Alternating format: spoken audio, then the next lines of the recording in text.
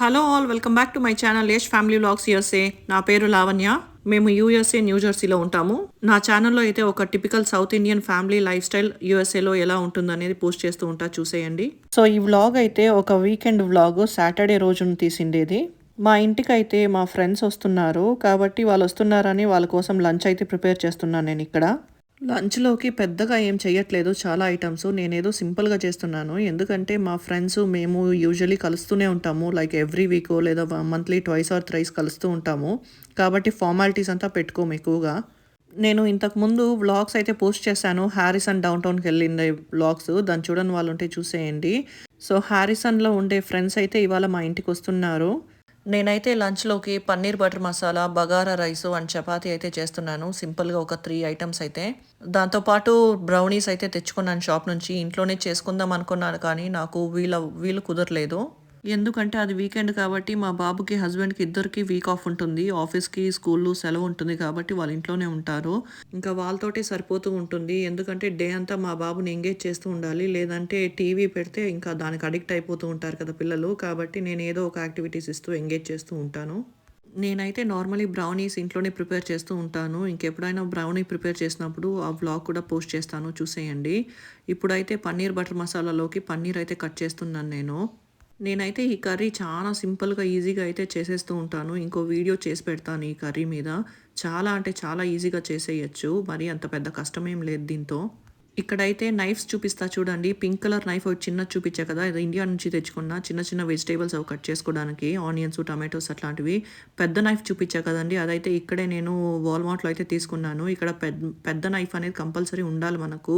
ఎందుకంటే నాన్ వెజ్లో అయితే తీసుకున్నప్పుడు ఒక్కొక్కసారి పెద్ద పెద్ద ముక్కలు కూడా వస్తాయి, మనం ఎక్కడ కట్ చేయించుకొని తెచ్చుకున్నా కూడా. వాటిని కట్ చేసుకోవాలంటే ఇంకా చిన్న నైఫ్స్తో కుదరదు కాబట్టి ఈ నైఫ్ అనేది పెట్టుకుంటూ ఉంటారు ఇక్కడ. నేను ఆల్రెడీ చెప్పాను, మా ఫ్రెండ్ వాళ్ళైతే నార్త్ ఇండీస్ అంటే ఇంకా వాళ్ళకు పన్నీరు, మష్రూమ్స్ ఇలాంటి కర్రీసే ఎక్కువ వాడుతూ ఉంటారు. ఇంకా నాన్ వెజ్లో అయితే ఓన్లీ చికెన్ అయితే తింటారు, మటన్ తినరంట, ఫిష్ అయితే తింటారు. కానీ వాళ్ళు వచ్చేది సాటర్డే కాబట్టి నేనైతే నాన్ వెజ్ ఏం వండట్లేదు. సాటర్డే ప్యూర్ వెజ్ మేము. సో ఇప్పుడు చూపించా కదా, అదే అండి సాల్ట్ డబ్బా. ఇక్కడ దొరికే సాల్ట్ డబ్బా, అయోడైజ్ సాల్ట్ డబ్బా. మనకైతే కల్లుప్పు అంత ఈజీగా దొరకదు, ఎక్కడన్నా దొరికితే కూడా రేర్గా దొరుకుతుంది. అందుకే ఇండియా నుంచి తెచ్చుకోండి అని చెప్పా స్టఫ్లో అయితే. మెయిన్లీ మనం కల్లుప్పు అయితే దృష్టి తీయడానికి అయితే వాడతారు. టిపికల్ ఇండియన్ మామ్స్ అయితే దృష్టి తీయడానికి అయితే వాడతారు. అలాంటి వాళ్ళకి యూజ్ అవుతుంది, తెచ్చుకోండి. ఇక మా ఫ్రెండ్, నార్త్ ఇండియన్ ఫ్రెండ్స్ అయితే రైస్ కూడా మన సోనా మసూరి రైస్ అయితే వాడరు. రెగ్యులర్గా వాళ్ళైతే బాస్మతి రైసే వాడుతూ ఉంటారు. వాళ్ళ ఇంట్లో కూడా బాస్మతి రైసే స్టాక్ ఉంటుంది. ఇదేంటని అడిగితే సోనా మసూరి రైస్ అనేదే వాళ్ళకి తెలియదంట. అలా అంటే ఏంటని కూడా అడుగుతున్నారు వాళ్ళు నన్ను.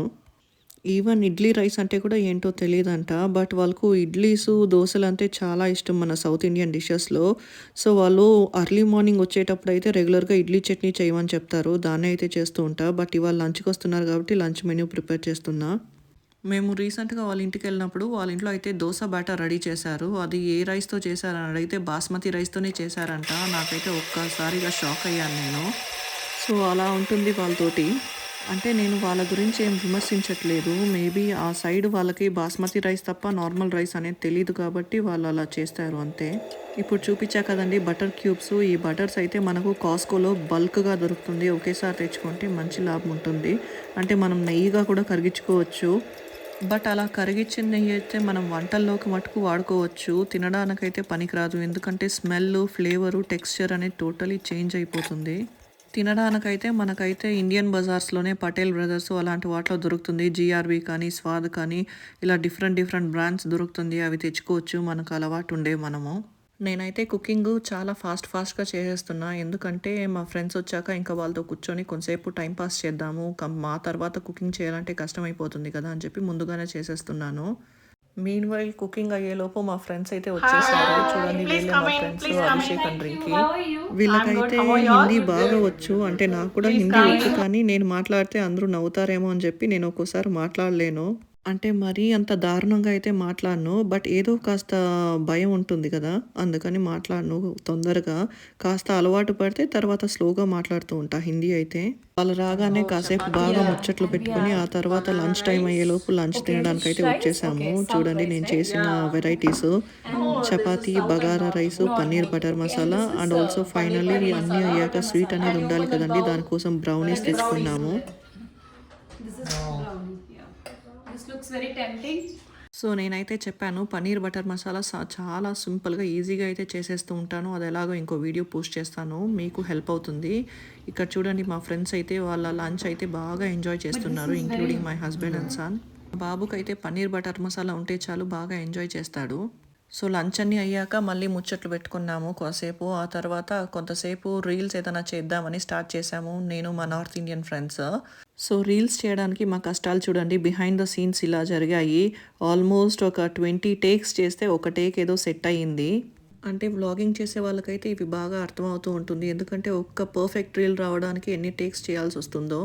నేనైతే ఒక రియల్ టైమ్ వీడియో అయితే యాడ్ చేస్తున్నా చూడండి. అక్కడ జరిగే కాన్వర్జేషను, మా ఇద్దరి కాన్వర్జేషన్ రీల్‌లో ఎలా ఉంటుందని చెప్పి. మీరు బాగా నవ్వుకుంటారు దీన్ని వింటే చూడండి. అరే చూపిరా చూపిరా ఈమెకు వచ్చిందిరా రాష్ట్రరా అన్న మామ సబ్జెక్టు పేరు ఫోన్ నంబరు అన్న మా